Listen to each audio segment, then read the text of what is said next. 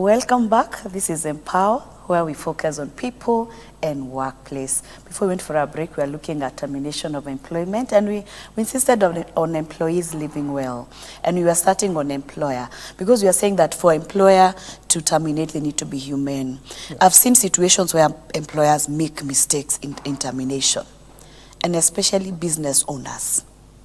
They come in the morning, they forget there was a contract, they forget there was an agreement, and they tell you as HR, you know what, Obadiah, I don't need Beatrice here.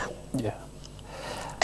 What do you have to say about this? Yes. I think one thing as HR, I know we are the people who take care of employees as well as the employer. Yes. We are the advisors. We are the people to go to in terms of employment aspects. Yes. So it is very critical, very important as HR. We take the center stage in terms of employee, be it employment, be it separations, and any other process of HR. Because at the end of the day, that is our profession. That's our work to do. And it's important that we advise the employer, we advise management on the right way to do things. So as an employer, as much as this is your business, there's rules that needs to be followed. There's the law of the land, there's the Employment Act that needs to be followed. And I've said before, this is a human being. This is a person who has a family. This is a person who earns a living out of this employment. This is a person who pays their bill out of this employment. This is a person who has put in their work or their hours to ensure that the business is thriving. So when we are disengaging these employees, as much as we follow the process, but we should be as humane as possible. Because it goes to the extent of even causing depression to the staff who is terminated. We can follow the process, the due process, but it should be seen that we are doing it in a human way possible. Let's have those discussions with the staff. Let's bring the big picture. Let them see the picture of why we are separating. And especially in terms of if it is redundancy. Or even where we have disciplinary issues that we have to let someone be dismissed from work. Let's listen to them. Let them present their case. We present our case, of course. Sometimes when we have disciplinary committees, we might not come to an argument, but of course with clear evidence, then we execute the case. So I think what is critical, follow the process. Let's hear the staff, give them an hearing. If they are grieved, let's give them a chance to appeal. For those for the termination, and hear them. If it's about having a representation, of course, from the employees on board, give them that opportunity to have a representation or someone to hear on behalf of them that is, of course, an employee, not a legal person as per the requirement of the law. So it's a process that we need to take it carefully. We need to ensure that we execute it in the right way. And also considering that it has a low backing. You know, it is something that has messed employers, messed businesses, and they end up spending so much just because a mistake or someone was not let go the right way. Sometimes maybe people don't care, and sometimes people will even will say, let go, I'll get another person. But then, despite all that, there's a process that needs to be followed. We need to do it the right way as employers, as business owners. That we also don't expose our businesses to legal issues that are unnecessary. And considering that you're also dealing with human beings, that aspect of talking to them. You know, I've come to realize that if a procedure is taken very well, by the time we come to a point of letting you go, you're sure you need to go as an employee. You feel it's true, even if it's performance related, because you need to discuss, do PIP, all those things, until you reach a point even you already know, I'm heading out. So such discussions need to be taken care of. And I think we need to be very careful as employers to leave alone the employee, but also employers. Can we respect the contract? Because sometimes we don't. And we end up doing whatever we want to do. Now, an employee comes and says, I need to go, and I give my resignation. you're supposed to accept and let it move with the process and hand over and leave. But you realize as management, this is not a person I can let go. And Beatrice has gotten a job, she wants to leave. And now you come in. Tell me, you know what, Beatrice? You can't leave. Counter offers. What is your feel about counter offers? I think, let me start from the point of this is a relationship. Yes. Yes. And as I've said before, employment is a relationship between the employer and the employee. Yes. And when the other person feels that it is time to leave this relationship, yes, of course our hands are tied. We can't deny that person an opportunity to leave. But of course, when we talk about counter offers, I think it's a little bit too late. Sometimes it works. Yes. But of course, I know the advice that we always tell employees is never take counter offers. Yes. Never take counter offers because you're not sure. Because this person, you've actually alerted them that you're on your way out. That's true. Yeah. And you're on your way out, and even if I give you this counter offer, yes, then I'll be actually preparing for your replacement, either, or yes, just working out on how to ensure that you exit from my initiation, not your yours.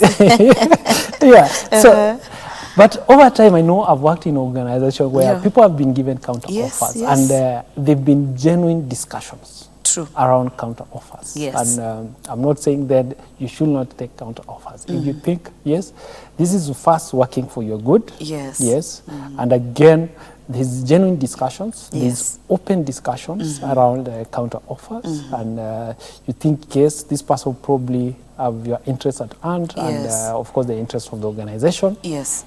And there's nothing under the table. I think for me, if that is clear and you're very sure, you should. You know, when I think of counter offers, well, first of all, the moment, you know, well, I've come to realize, by the way, and I know you have resigned from a job before. I've also resigned from a job. Sure. Resignation from a job is something you think about. Sometimes it's even hard to give it. You know, even if you say, I'll just give them a resignation, but it becomes this because as you see, it's a relationship. So you, how will it be taken? You know, will it bring more issues? Will I offend my boss? Maybe the relationship was very good. So before you even give that that resignation, you think about it. Remember, maybe if it's a job that I was offered, there have been discussions over those before this. So it has been a process. And as you continue to an opportunity, as you continue towards getting this other opportunity, your loyalty to this other organization is getting less, and you're going towards the other side. So this loyalty is already cut somehow, and someone is a bit disengaged because I really want to leave now and go to the other side. So when an employer comes and gives an offer, a counter offer, as you say, some are genuine, and they'll do it genuinely. But some may not be genuine. They just want not to have a gap. We want to take care of our gap before you go. And then the moment we let you go, you lost the other opportunity. So I think it's very wise, for an employee not to. Okay, according to me, I not to take it. It's better. You're safer. You're safer not to, because you can't, unless you're very sure. What if you come in and then I drop you after 2 months, and you lose both? And as you've said, of course, that relationship will be severe. It will not be 100%. It's injured already because I think what then we need to do as the HR people and the management is we need to be very, very proactive in matters of employees, in matters of their career growth. And if we actually have laid down a path for someone, it's very important that we keep communicating, we keep in touch, we keep sharing, so that we don't lose those critical employees. And then come back and do a counter offer. So, as you've said, for the safety of the employees, it's good to always not to take Yes. counter offer. It's advisable. Yeah, it is. Because you, and also employees, employers also on the other side, in case you are offering it, can you be genuine in doing it? Yeah. Should not be a selfish more. Okay, to me look more selfish because I'm taking care of the business more. At this time, I'm more concerned of the business more than The employee. person. Yes, because I'm seeing the gap I'm going to experience. And most of the time, I've seen even those employees that I've accepted, they come again with new terms.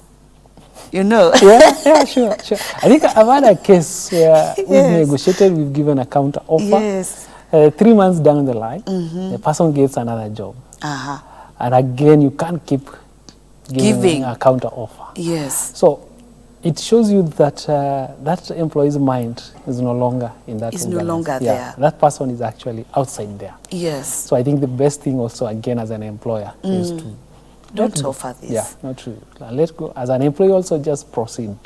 Yeah. And you see what will happen is I'll present to you now. Maybe definitely there was a change in what I got. Yeah. Maybe if it's money I got 20,000 more or 10. Yeah.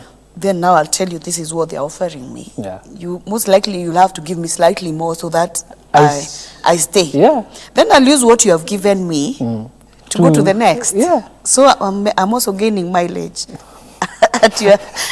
So it's a game of God. It's a game. Yeah. You give me this, I use this. Yeah. So as you said, actually, first, because you've not cured what has really made that person to leave. Yes. You've not really like go back and said, first things first. Why did you want to leave? Yes. Because most of the time when we do counter offers, we then to talk about money. Yes. Yes. And not like looking critically. Yes. What has let you leave this organization? Because there must be a reason. Yeah. What do you want us to change for you to stay? Yes. Yes. What are the other things that we can do to ensure that we retain the people that remain with us? That remain with us. Yeah. And I think that also brings the aspect of the exit interviews. Because when people are leaving, we, as HR, we encourage that exit interview. Yeah. And, okay, some employees will refuse to do it, others will be okay to do. And I think it's a good thing to do, so that you can also get feedback why people are leaving the organization. Yeah. And you should also take that feedback and use it. And use it. Not just collecting the feedback, but use it well. Yes. Yeah. And also not take it personal, because sometimes you get feedback, and most of the time because someone left because there was some dissatisfaction, or they got a better thing than what you're offering them, we don't want to get that negative feedback that the employees are giving us. And I think it's very critical for us as employers, so that you can be able to become better and use that information, as you say, to help these other people retain. Yeah. Because leaving will definitely come at one point or another, but we have to ensure that we follow the right procedure. So as we come to the close of our program today, what are your last words to our viewers concerning termination of employment? Yes, I think my last words to the viewers is that one is it's definitely we're going to terminate. Yes, at one time or another. But what is important is that we should follow the procedure. We should always act in the interest of ourselves and the interest of organization, and also ensure that as an employer, our termination process, yes, we can follow the procedure, but it's humane enough, because this is a relationship that is coming to an end. We just need to terminate it in a good way.